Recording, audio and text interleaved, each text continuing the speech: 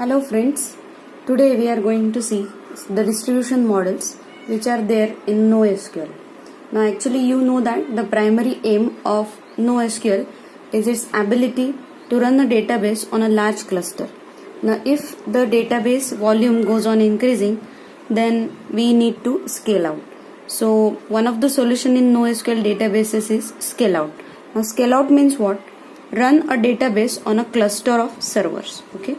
Now depending upon your distribution model, you can get a data store that will give you the ability to handle some large quantities of data.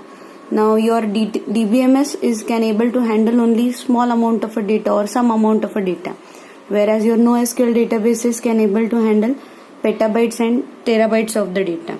So if you want to handle the petabytes and terabytes of the data, then the data distribution will be divided into various parts. Now this data distribution is divided into two parts, replication and sharding. Now what do you mean by replication? It takes some data and copies it on multiple nodes, and this replication can be further subdivided into master slave and peer-to-peer replication. And in sharding, now what do you mean by sharding? Sharding puts different data on different nodes. Now let us see something about the master slave replication. Now before we start with the master slave replication, we are more interested in finding out what do you mean by single server. Now in a single server, there is no any kind of a distribution. So there is a database which runs on a single machine, or a single machine handles all the database, and it allows the people to manage the data. Now we have done with the graph databases.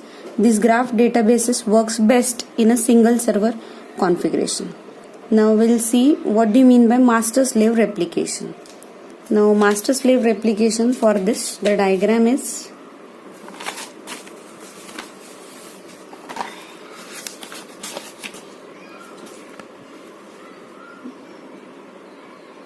this is the diagram for master slave replication. Now what do you mean by master slave replication? It contains one master who is responsible for handling your data and who is responsible for read and writes, and it replicates the data across the multiple nodes. So you can see here the master is there who is replicating the data to these slaves. So these two will be treated as the slaves which are responsible for only read request, but this master is responsible for the read and write request. So it is nothing but, the master is nothing but the authoritative source for the data and is responsible for processing any updates to that data.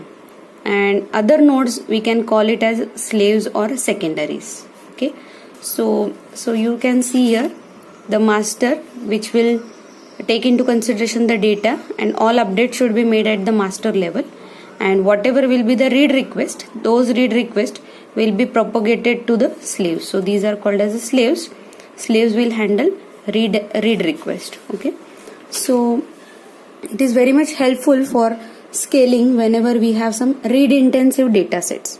Slaves, they sends the read request which has been handled by the master, and read resilience is also there. What do you mean by read resilience?